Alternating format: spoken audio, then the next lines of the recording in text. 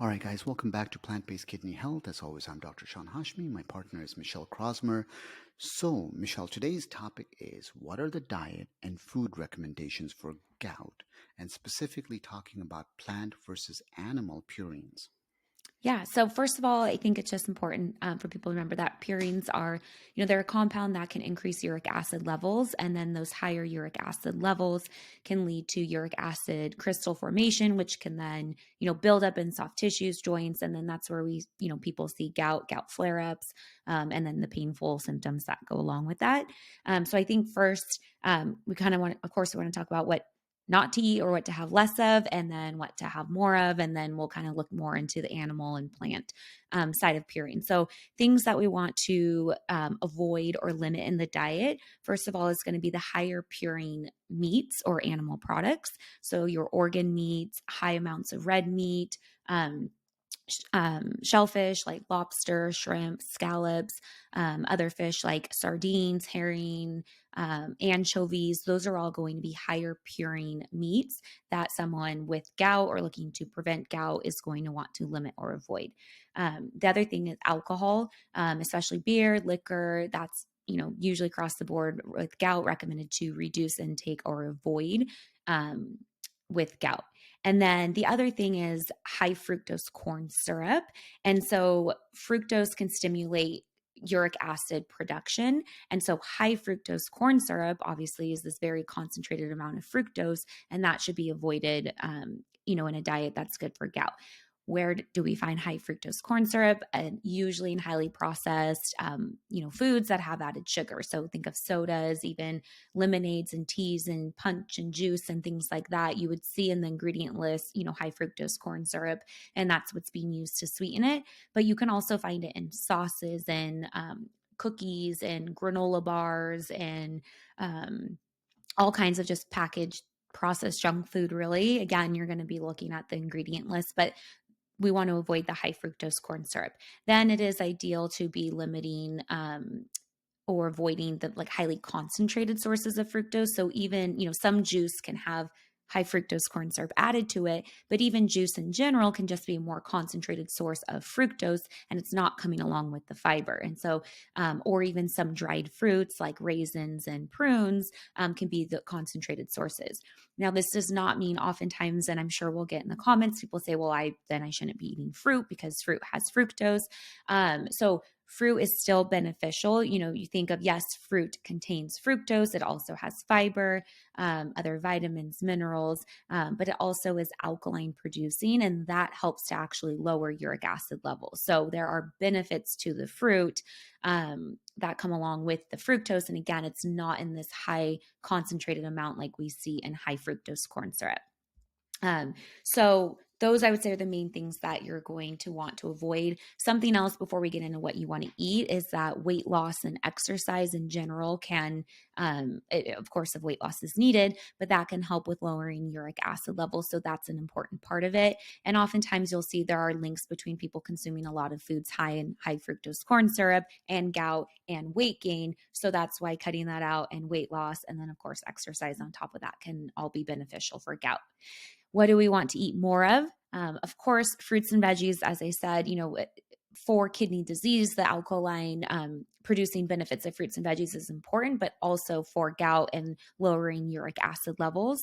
I'm going to get into higher purine vegetables, but in general, we're thinking things, your celery, bell peppers, onions, mushrooms, cherries, berries, pineapple, peaches, apples, pears. Like these are all great fruits and vegetables to be consuming in your diet.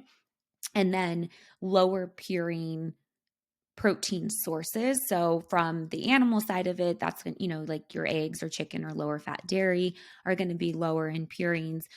Tofu is actually lower in purine than soy legume, like the actual bean. Tofu will be a little bit lower. Fish like salmon or tuna or other freshwater fish are going to be lower in purines, and then your beans and legumes. And so that brings us into then purines. The higher purine plant foods are usually the soy legume, like soybeans, sea vegetables, and then some other vegetables, usually in the, think of like the broccoli and cabbage and Brussels sprout family will be higher in purines. And then, the soy legumes will be higher in purines, where your chickpeas, your peas, and other beans won't be as high in purines. Then it comes down to, okay, well, is there a difference between the animal purine sources and the plant? And I mean, and I'm going to bring you into this, Dr. Hashmi, but from what I can find is it's things that we need to consider is that there can be a difference in the type of purine in animal sources compared to the plant sources. Oftentimes, people who are on plant-based vegetarian vegan diets don't have high incidences of gout, and so that's something that we want to keep in mind. And again, there's also, when consuming these plant sources of purines, then there's other protective benefits. Like I said, alkaline producing more fiber, other things that are helping lower uric acid levels that can be offsetting the purine, which again, with the animal sources of purines, you don't have those other same protective benefits. So I think those are things that are really important to keep in mind.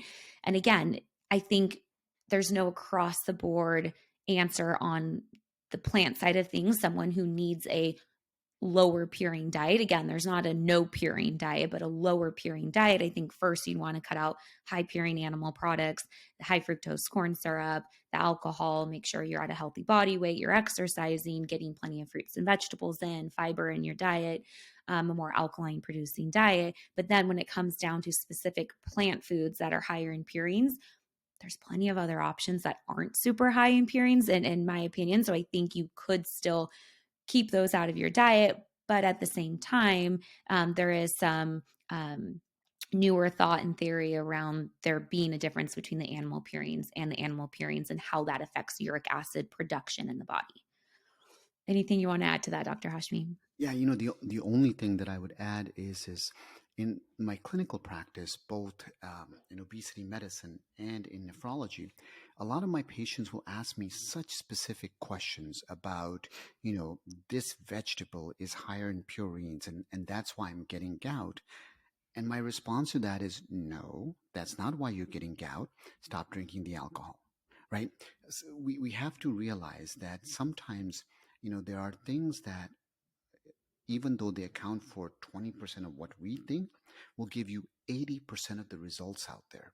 Yet, 80% of those other things that have such little impact, meaning they give you only 20% of the results, we spend so much time focusing our attention on. So, what we do in this channel is Michele and I have always tried to teach everyone out there that there are so many benefits as you move down the spectrum to plants.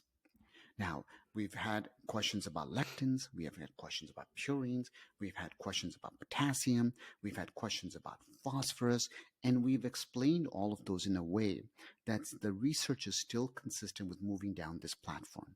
And that is the real take home is you don't want to get caught up in all of these tiny details that you forget those very, very massive points. If you're getting a ton of sodas in your diet, and you're worried about a plant causing you to have gout, we need to have a conversation. That's what I would say is a really important take home today. I love that. I think that's really important. And hopefully I love that we're ending with that. Hopefully that sticks with you guys. And we do have another episode that on gout and just kind of gout and kidney disease, kidney health in general. So if you guys have more questions on that realm of it, make sure to check out that video first. And then we'll see you guys next time. Thanks. Thanks, everyone.